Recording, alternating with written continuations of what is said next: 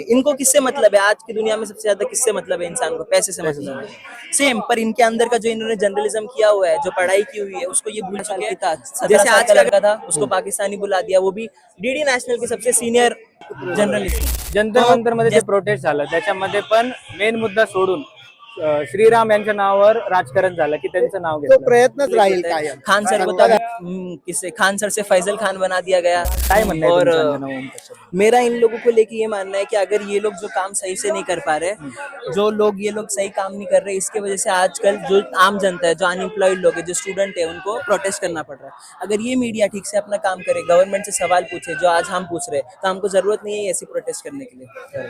So जैसे कि इन्होंने लास्ट टाइम खान सर के बारे में भी कुछ बोला था, तो आपको क्या लगता है कि जो कुछ ये चीजें बोलते हैं कुछ सोच समझ के नहीं बोलते, सारी मीडिया बिकाऊ हो चुके ऐसे बोलते हैं, आपको क्या कहना है? दिखाओ नहीं, ये जो भी बोलते हैं ऐसा नहीं है कि वो सोच समझ के नहीं बोलते, बहुत कैलकुलेटेड होता है, सब कुछ बहुत ज्यादा कैलकुलेट होता है।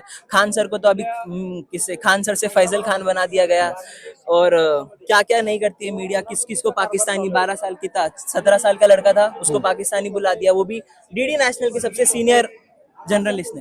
तो जैसे कि बोला जाता है डेमोक्रेसी का फोर्थ पिलर होता है जनरल ये मीडिया, पर नहीं है ऐसा।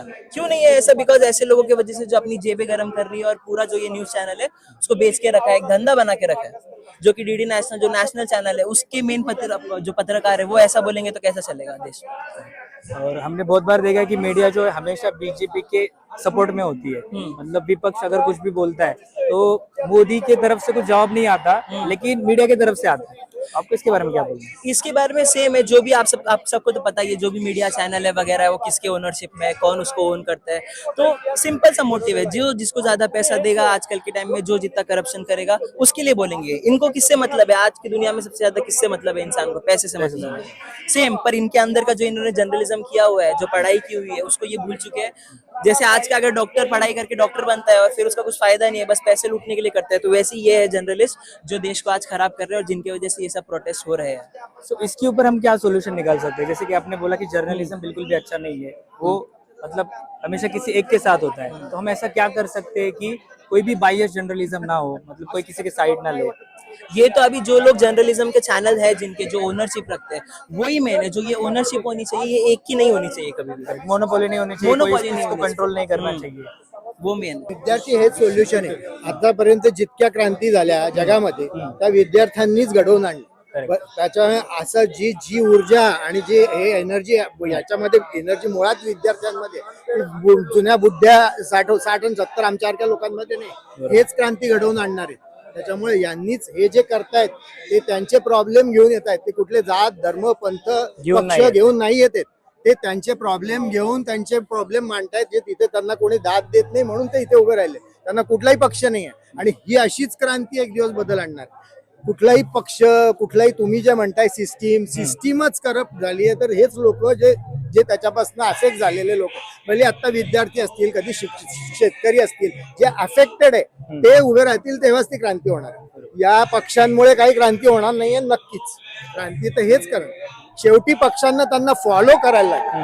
ही आणण्यासाठी हे प्रेशर तयार होणं आवश्यक आहे. खूप साऱ्या नेत्यांचं असं म्हणणं आहे की सीजीपी जी डायरेक्शन लेस आहे, त्यांच्याकडे कुठलीच डायरेक्शन नाहीये, ही फक्त एक इंस्टाग्राम मुळे तयार झालेली गोष्ट. डायरेक्शन नाही, हे जे गरम केलेलं, हे सगळं जे तप्त वातावरण, हे जे सिस्टीमने तयार केलंय, त्यातनं तयार झालेलं ते एक क्रांती आहे. क्रांती ही नेहमीच सुरुवातीला डायरेक्शन असते, त्याच्यातनंच नेतृत्व तयार होतं. बरोबर. अभिजित दिपके हा कोणी कुठला नेता नव्हता आणि कोणी नव्हता, तो त्याच्यातनंच एक त्याने अशीच केली आणि त्याच्यातनं लोक त्याला जोडले. तो काही नेता नाही आहे. अभिजित बद्दल हे पण बोलणं चाललं होतं की ते एक पर्टिक्युलर कास्ट मधून बिलॉंग करतात. सो ते झाल्यानंतर बऱ्याचशा लोकांनी त्यांना अनफॉलो पण केलं होतं सोशल मीडियावर. तर याच्यामधून आपल्याला आजही दिसतं की कास्टिझम सुरू आहे. हेच सिस्टीम करप्ट असल्याचं लक्षण आहे. हीच सिस्टीम बदलायची. अगोदर काय केलं, घरं फोडली, पक्ष फोडली, माणसं फोडली. आता हे विद्यार्थ्यांमध्ये डायव्हर्शन करण्यासाठी, फोडाफोडी करण्यासाठी, या धर्माचा आहे, तो त्या जातीचा आहे, ज्याला हे विद्यार्थी अजिबात भीक घालत नाही. कारण ते आता फक्त एकाच म्हणून मुद्द्यावरती आहेत की नीटची परीक्षा, दुसरं काय माहिती नाही. जनता जे प्रस्थापित होते त्यांना ईडी सीबीआय असं करून विरोधी पक्षच संपवला. त्यांचा फोकस भरकटायचा प्रयत्न खूप होतोय, पण ते होऊ देणार नाही. पार्टी आहे ते कुठलं ईडीत ऐकत नाहीत, सीबीआयला ऐकत नाहीत, टेक्नॉलॉजी त्यांच्या हातात आहे. त्याच्यामुळं एका दिवसात 15 दिवसामध्ये महिन्यामध्ये पक्षात एवढा सगळा युवा वर्ग एकत्र येतो. बरोबर. जंतर मंतर मध्ये जे प्रोटेस्ट झालं त्याच्यामध्ये पण मेन मुद्दा सोडून श्रीराम यांच्या नावावर राजकारण झालं की त्यांचं नाव तो घेतलं. प्रयत्नच राहील कायम सत्ताधाऱ्यांचा किंवा ज्यांना हे अचानक उभी राहिलेली क्रांती नकोय त्यांचा प्रयत्न नेहमीच हिला हाणून पाडण्यासाठी, तिला जाती धर्म याचा हे डायरेक्शन देऊन ती कशी फुटेल याचा आतापर्यंत असंख्य वेळेला असं झालं. ते कधी फुटली पण कधी नाही पण फुटली, पण या आंदोलनातनच काहीतरी चांगलं होणार आहे, त्याच्याशिवाय होणारच नाही. या या या या न्यायव्यवस्था आणि पोलीस ही आपोआप सुधरेल याची अपेक्षा आपण केली तर कधीच सुधार. त्याच्यासाठी हेच उभे राहायला पाहिजेत आणि त्यासाठी तरुणच उभे राहायला पाहिजे. म्हाताऱ्यांनी उभं राहून काय होणार ना. आज तर त्यांचा मुद्दा फक्त नीटला धर्मेंद्र प्रधानांचा राजीनामा एवढाच आहे. बाकी इन फ्युचर जसे जसे प्रॉब्लेम ते त्यांची ताकद वाढेल आणि त्यांना ते हँडल करू शकते असं वाटेल तेव्हा ते करतील.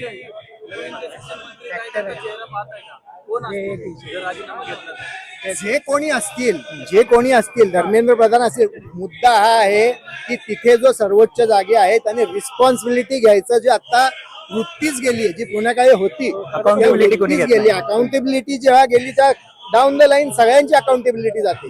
एकदा मुख्य कमिशनरने जर ती अकाउंटेबिलिटी घेतली की ही मी जबाबदार आहे तर खालचा कॉन्स्टेबल पण घेतो. त्याने रिस्पॉन्सिबिलिटी सोडली की तो कॉन्स्टेबल पण म्हणतो चोरीला मी जबाबदार नाही, चोर जबाबदार. एखाद्या वेळेस ठीक आहे, 2021, 22, 23, 24 ला पण झालं. अकाउंटेबिलिटी वाढायला JEE असेल, नीट असेल, CET असेल, सगळं हे अगदी बाजार झालाय, बाजार. सिस्टीम सुधारायची असेल तर शिक्षण हे स्वस्त आणि महत्त्वाचे जे उत्तम कॉलेजेस करणं आहेत भागच ते सुद्धा रेग्युलर होत नाहीत. नॉमिनल ऍडमिशन्स होतात आणि क्लासेसवर सगळे विद्यार्थी अवलंबून आहेत. ठीक आहे, ज्यांची अफोर्डेबल आहे, फीस भरू शकतात त्यांचं ठीक आहे, पण गोरगरीब विद्यार्थ्यांचं काय काय? करणार. ते फीस भरू शकत नाहीत, त्या कॉम्पिटिशनवर टिकत नाहीत. शेवटी त्यांनी अभ्यास करतात समजा तरी सुद्धा पेपर फोडून त्या क्लासेस संबंधित क्लासेसकडे जातात. बरोबर. संबंधित विद्यार्थ्याकडे जातात, त्यांच्या वेगळ्या बॅचेस असतात, त्यांना पेपर पुरवले जातात, त्यांना पैसे पुरवले जातात, त्यांना क्लासेस पुरवले जातात. मग सामान्य विद्यार्थ्याचं काय करायचं? आणि जर हे थांबवायचं असेल, जर हे ब्रेक करायचं असेल, जसे यांची लिंक असते वरून खालीपर्यंत, तर त्याच्यामध्ये कसं काय आपल्याला काय बदल आणता येईल? बदल म्हणजे पुण्याला तर रेस्पॉन्सिबल धरलं पाहिजे. रेस्पॉन्सिबल धरल्यानंतर त्या संबंधित अधिकाऱ्याला त्या खुर्चीवरून बरखास्त केलं तर कुठेतरी वचक राहील बुवा. असं जर झालंय तर आपल्याला काही खरं नाही. त्याच्यामुळे सगळे अलर्ट मोडवर झालं गेले तर असं होणार नाही वारंवार. एखाद्या वेळेस ठीक आहे, पण 3, 4, 5 वेळेस असं व्हायचं.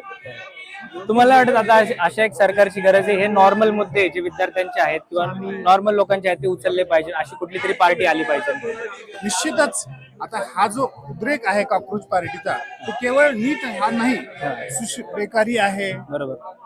विरोधी पक्ष संपवलेला आहे. जो कोणी आवाज उठवतोय त्याला जेलमध्ये पाठवलं जातंय. बरोबर. ईडीचा वापर CBI वापरलं जातंय. Correct. विरोधी पक्ष संपवणं, खरं बोललं त्याला विरोधी पक्ष संपवणं. आता सनातन धर्म नावाचा वेगळा साधू संत काढले बाजूला, ते प्रचारात उतरायला लागलेत बीजेपीच्या बाजूने. म्हणजे जात धर्म पंथ सगळं चाललंय, ईडी चाललंय, CBI चाललंय. म्हणजे काय चाललंय? त्यावेळेस हे सगळं होतंय, त्यावेळेस नियतीचा खेळ होतो आणि अशी पार्टी उदयास येते.